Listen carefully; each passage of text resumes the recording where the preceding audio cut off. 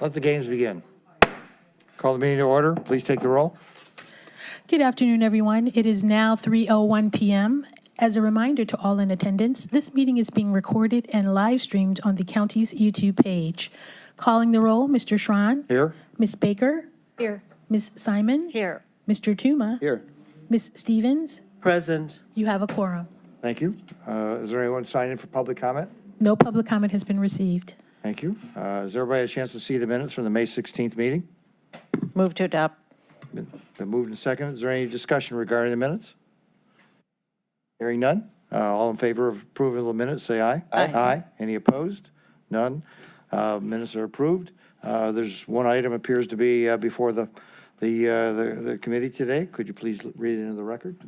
Resolution 2022-0137, authorizing the issuance and sale of healthcare and independent living facilities refunding revenue bonds.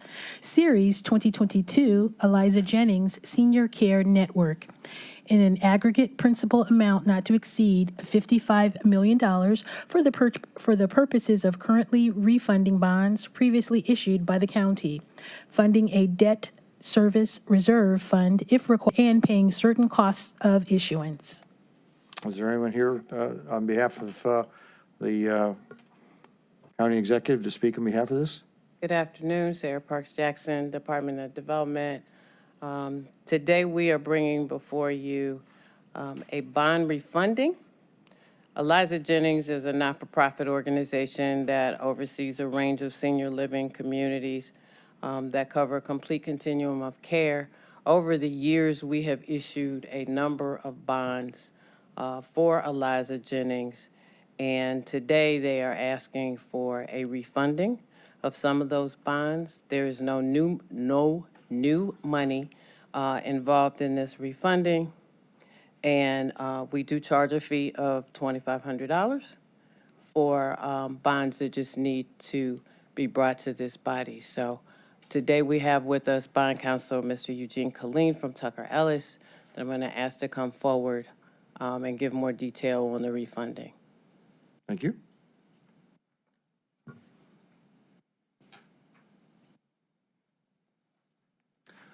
Good afternoon.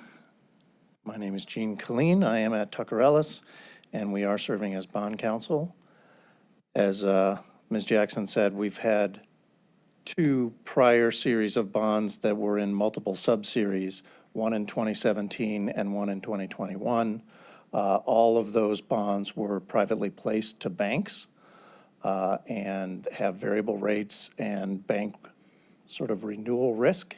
And the organization has gotten to the point where it's time to sort of balance out the portfolio of debt between variable and fixed, and to reduce some of the bank renewal risk. And so this refunding will be about half fixed rate bonds that are being offered to the public and underwritten by Ziegler, and half will be a private placement to a bank that will continue to have a variable rate. So this is really just a more permanent level of financing that suits their needs now that the construction project that was funded with the 2021 bonds is coming to a close. It'll be completed in August of this year, which was an assisted living facility in Olmsted Township. We would like to have the resolution considered at the next county council meeting under suspension for approval. We're trying to get in to the marketplace sometime between June 7th and the middle of June in order to try to get ahead of some of the interest rate hikes that we're seeing come down the road. So because it's a refunding, interest rate hikes are a little worrisome to the longer we put off getting it done, the more risk that we run that the rates are going to go up in the interim. So, but I'm happy to answer questions. I also have Rich Boyson, who's the CEO, and Kathy Shields, who is the CFO, and we can answer any questions that anybody has. Too late. You missed the window. Why weren't you here just for curiosity about a month or so ago or 2 months ago? I know it's always easy, Mr. Killeen, to second guess their stuff, but Yeah. it was just a matter of when the team got assembled and putting it together in a way that we could bring it to the county in a comprehensive way. So there was no magic to it. It was just when the team got assembled and put together. Just for putting it on the record, how many years are you looking for on the fixed rate? The fixed rate is going to mature in 2050? 20 years, yeah. And your best target as far as where you think the interest rates might be on the fixed rate? Only because this is going to be public information, and I think everybody would be kind of interested as to where these things are going to shake out. Yeah, I don't know. Have they given us an idea of? Yeah, it's being just under 5% on the fixed rate debt. Yeah. Sorry, I'll just. That's okay. Assume that all came for you, Mr. Kling. Yeah. As opposed to people a couple rows into the audience from that standpoint.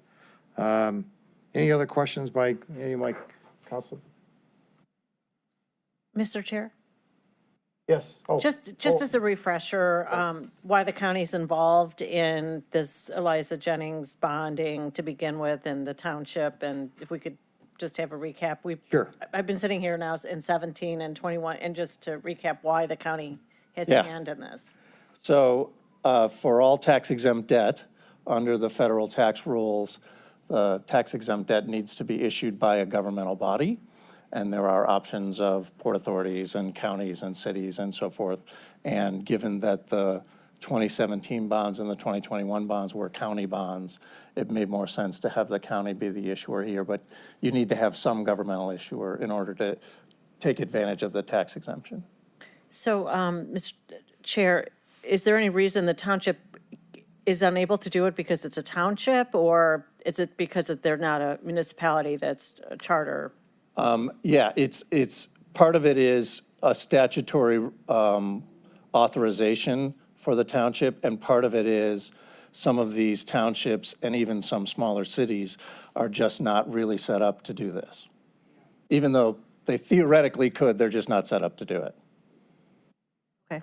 Is this using the creditworthiness of the county then? It is not. It's not. So that's what, I think that's where Yeah. Simon was actually hoping you're gonna get that statement out. Yes. That was the purpose of, I think, our question was not necessarily all the other background. It was the fact Yes. that even though on paper we're the issuing authority, it's really not using not using up our credit line, that we needed it for some other purpose to fund this. That's exactly right. It's a conduit issue, meaning that the issuer has no financial obligation with respect to the bonds. They're just issuing the bonds, and the Eliza Jennings has the financial obligation. No, Mr. Chair, no, I also appreciated the fact that we're the body that has to do this because the township is either not, just not in a position, and the county has to do so much for that township, and it's just something I'm asking questions about. This is another one. Well, the other nice thing is, as I recall, the previous, maybe not the last one, but the one before that, we did not have much of a fee charge for it, and we've now gotten the fee to the point where it's covering our administrative at $2,500. I think, as Ms. Jackson will acknowledge, for a long time I was suggesting that we should at least cover our cost to handle it and process it through, and at $2,500, I assume that's covering our internal costs on the issuance on it. Other questions in regards to it?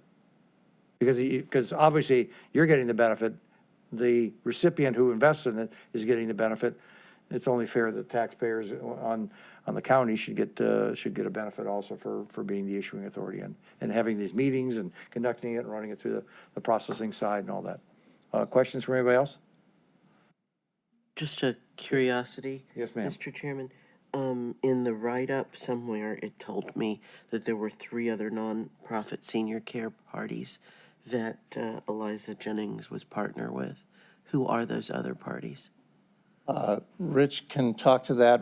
Jennings Center for Older Adults. Yeah, please come up and take the microphone. Sorry about that. You can't go on the record from the second row. So, Okay. Yeah, or first row, I guess it technically would be. Hi, Rich Boyson, CEO for Eliza Jennings. Yeah, I think what you're referring to is a joint venture that we have with a home, providing home care and hospice services.